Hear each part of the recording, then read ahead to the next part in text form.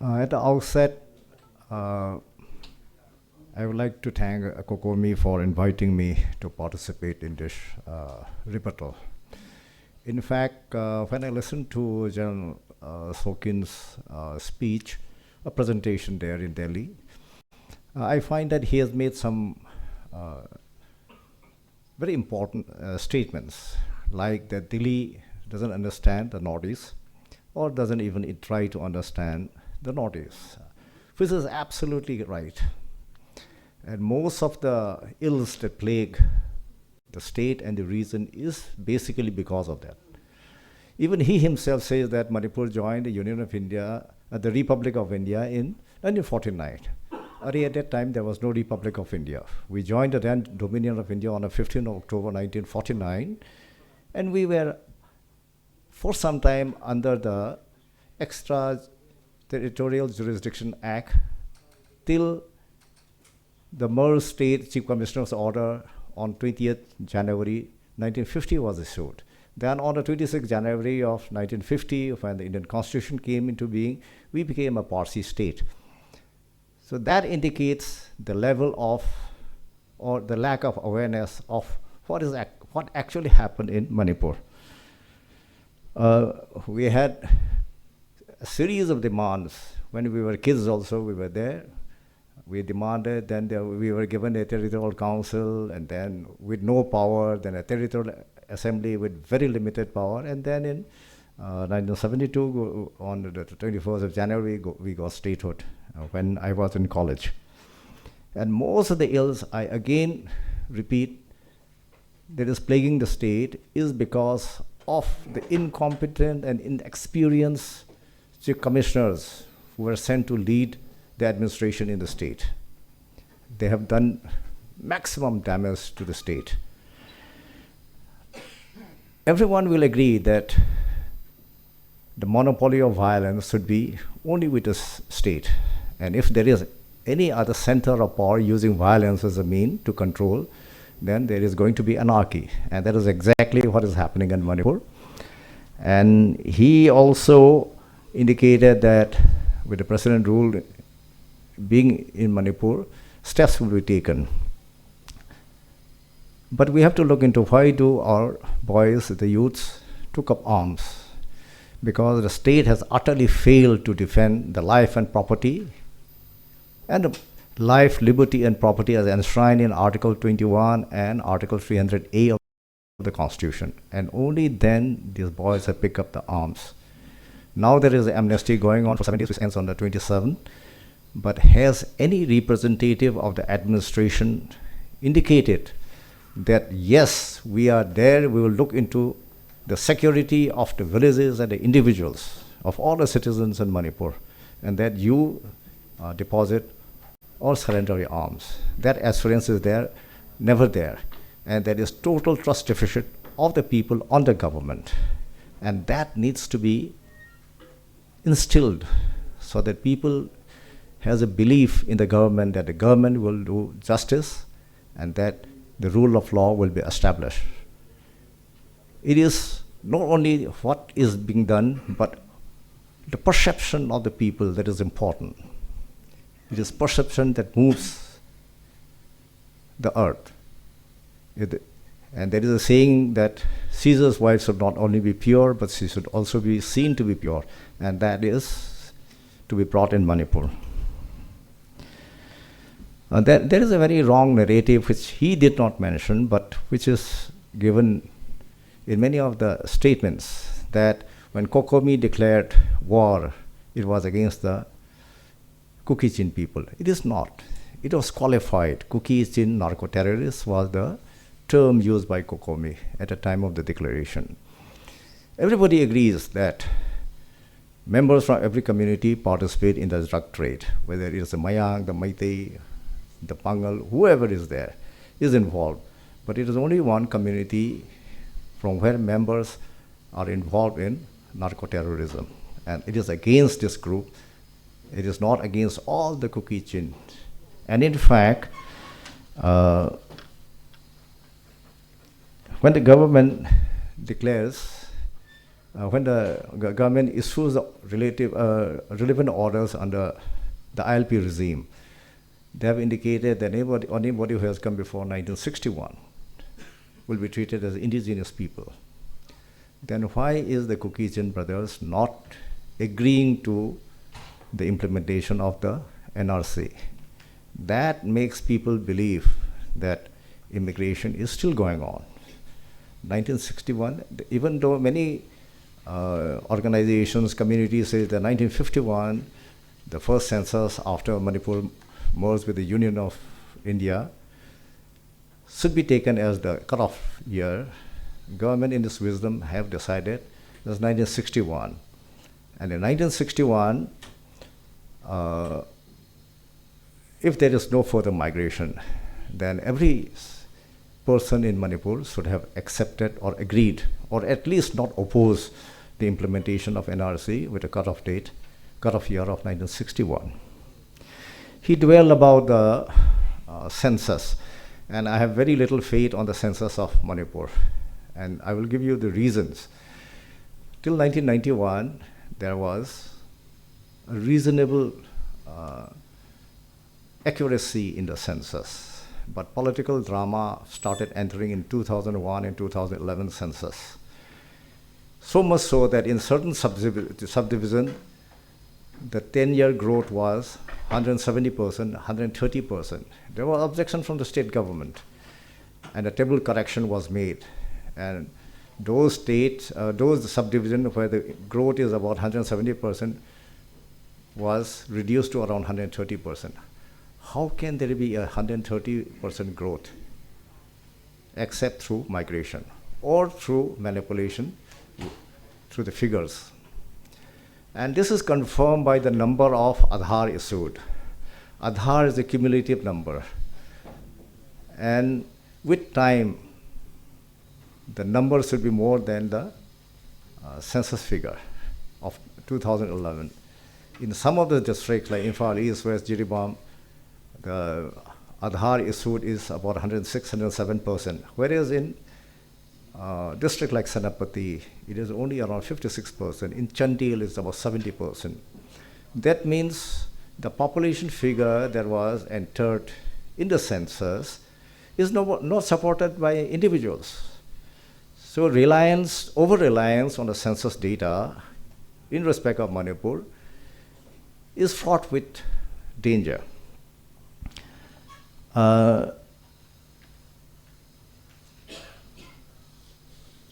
Homen has also mentioned about the cabinet subcommittee where Datpao Hawke, the then minister, was the chairman with E.S. Basendra Kumar and another Naga as the member, and they detected about 2,480 in a very short period, about 2 months.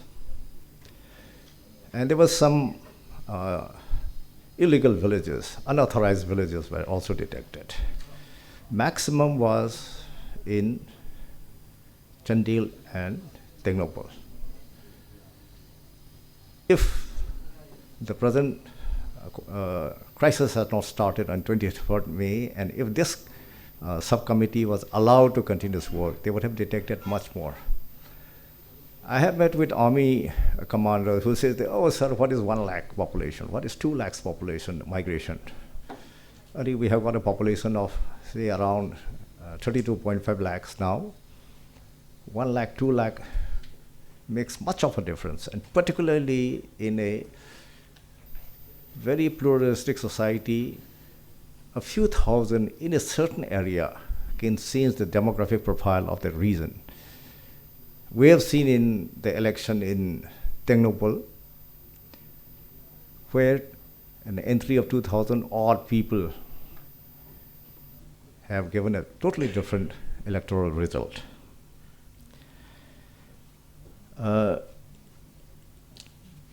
General Sokin was opposed to border fencing.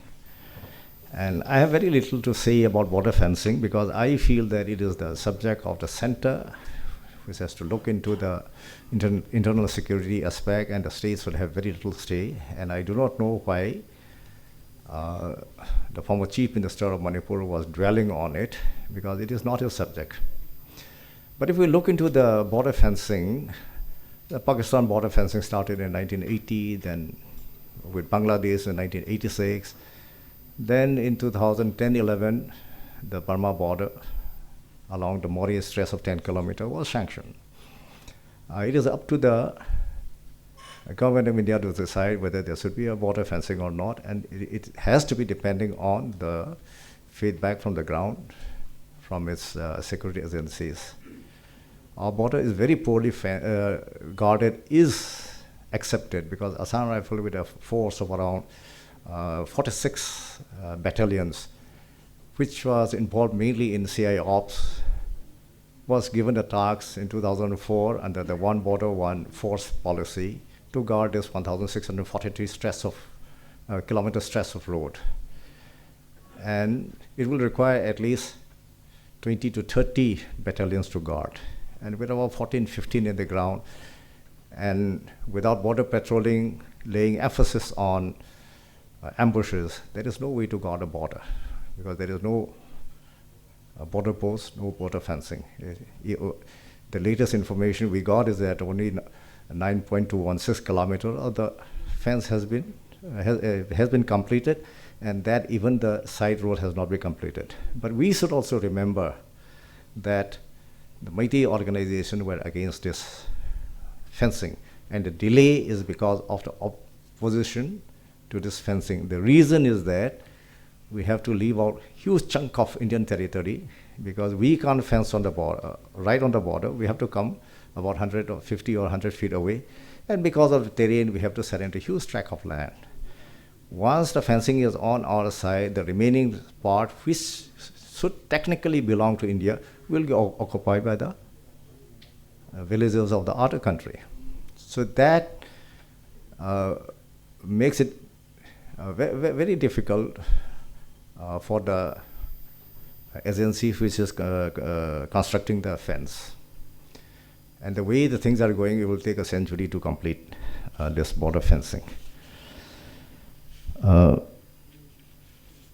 About the increase in the population, I will cite an example of this Kamela Gwaldave Reserve Forest.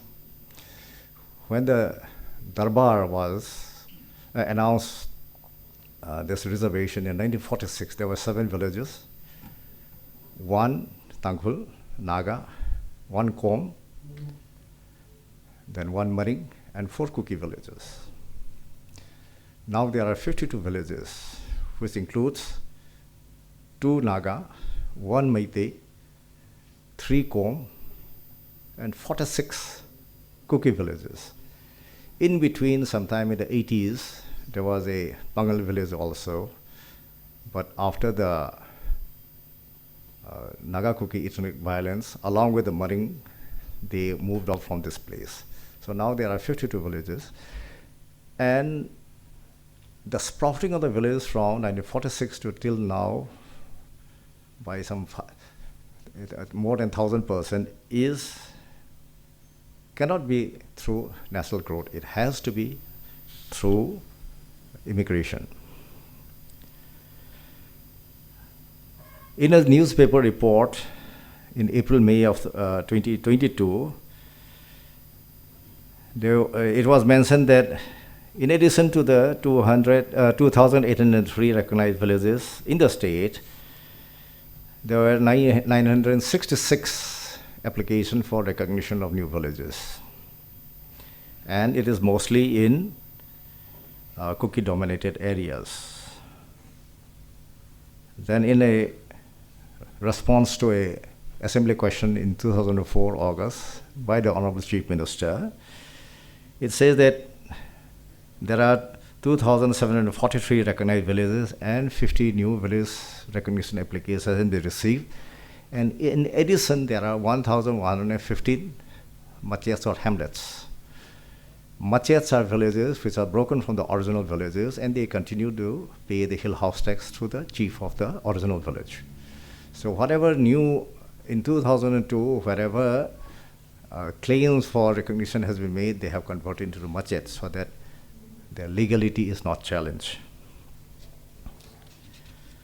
The tendency to look on any problems happening in the Northeast, and particularly in Manipur, from a macro level in Delhi, cannot solve a problem.